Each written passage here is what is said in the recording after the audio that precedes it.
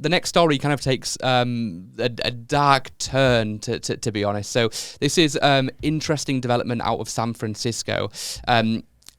San Fran has just approved the use of killer police robots.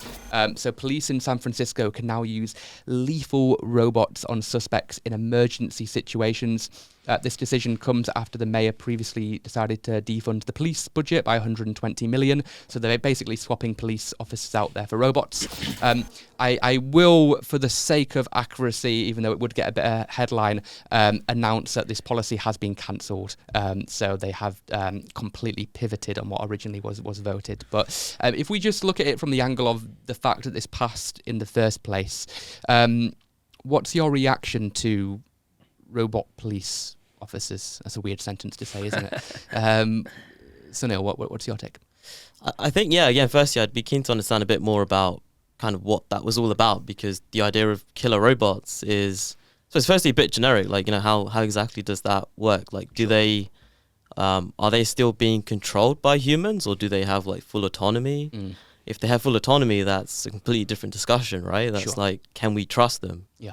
And I mean, I'd be very hesitant, and I expect most people would be, maybe not in San Fran, because obviously, very different place, but it's, I'd want to know more before, sort of...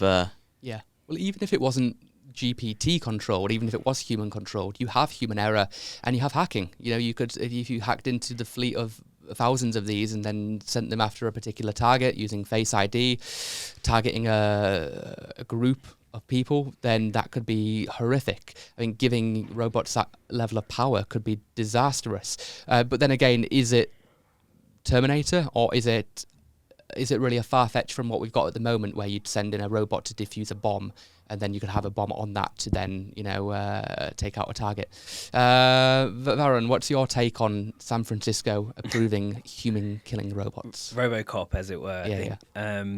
And I think it's funny, because I think people probably look at the image of this humanoid robot with holding these machine guns, and immediately get scared, which I think is probably warranted, because it sort of seems like something out of a film.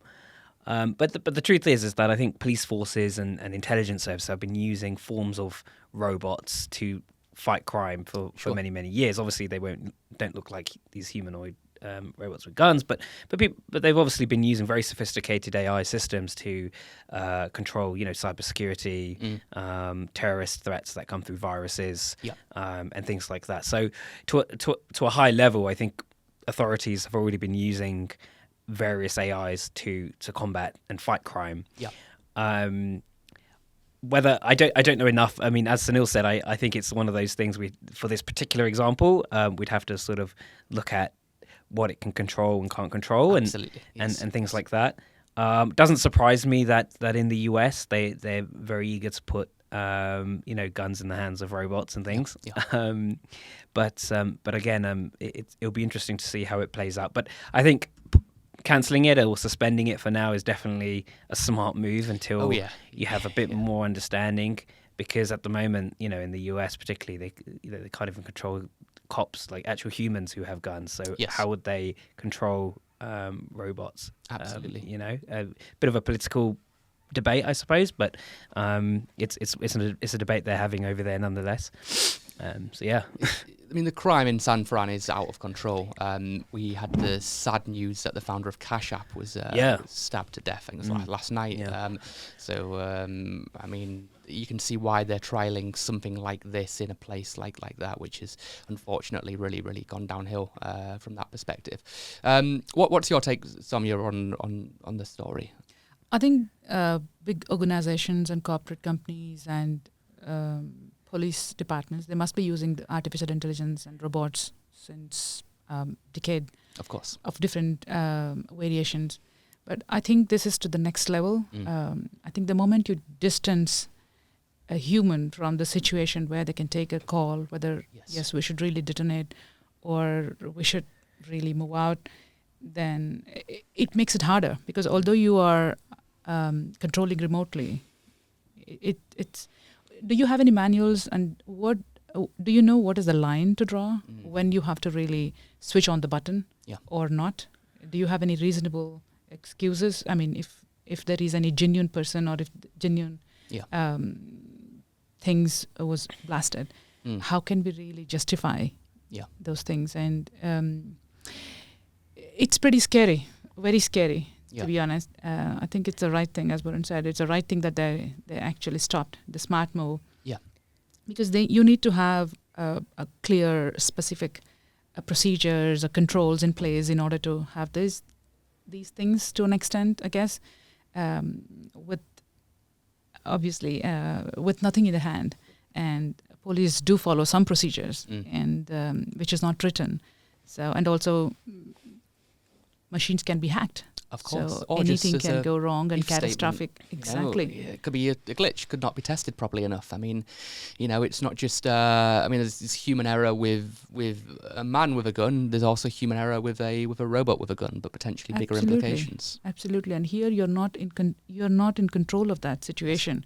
You're sitting elsewhere, you're working remotely, and I think you can completely misjudge the situation there. Yeah. So it's catastrophic. Yeah, it could be, right? If you look at how long it's taken, like self-driving cars to get on the road. Yes. I think it's been over 10 years since they've been testing them, and billions and billions of investment have gone into it, and they still haven't really deemed them safe. It's just been approved. So Zoox has just received approval in California for self-driving cars, which are amazing. We did an episode about them a couple of episodes back, but you're absolutely right. It took a long time to make that happen. Let's do predictions. So do we think this will become mainstream and we will have robot police walking down the streets in the future, like is it iRobot, the Will Smith movie? Hopefully he doesn't slap me if I get that wrong. But are we going to see this happening, or are we going to see people not going for this, and maybe police are one of the only jobs that aren't replaced by robots? Yes or no predictions, guesstimates? Soumya, what do you think? I think with the world that's going in now, with the pace that's going in, I think it is possible, quite possible. But we don't know when, how soon.